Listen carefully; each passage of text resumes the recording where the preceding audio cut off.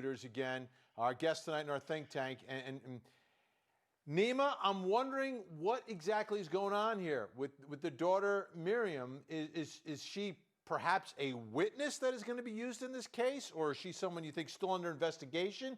Is there enough here to charge her with something? Vinny, I'm wondering the same thing. There's more than enough to charge Miriam here.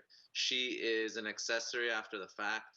She obstructed justice. She created a fake alibi for her boyfriend, saying he fell asleep while watching a movie with her. And she's a co-conspirator. They discussed the murder. They discussed how much money her parents had. She gave her boyfriend her car to go commit the murder. So she's a co-conspirator. She's an accessory, and at least an accessory after the fact, as well as someone who obstructed justice. So I have the same question you do. Why hasn't she been charged already? Leslie, do you see this the same way? I do. I do want to add that it is not uncommon for a witness like Miriam to not be charged up front.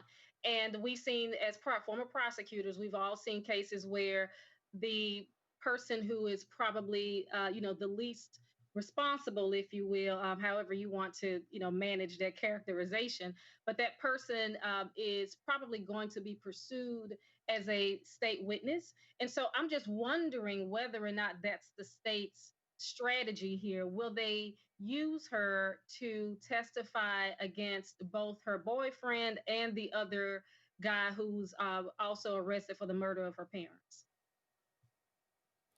Dave Ehrenberg, this case comes across your desk in your jurisdiction. I mean, how would you handle it if you've got the daughter plus these two other defendants? I would probably charge her as an accessory after the fact. I think that's the strongest case against her because she lied to law enforcement. She tried to obstruct justice. That's another charge, as Neama was saying.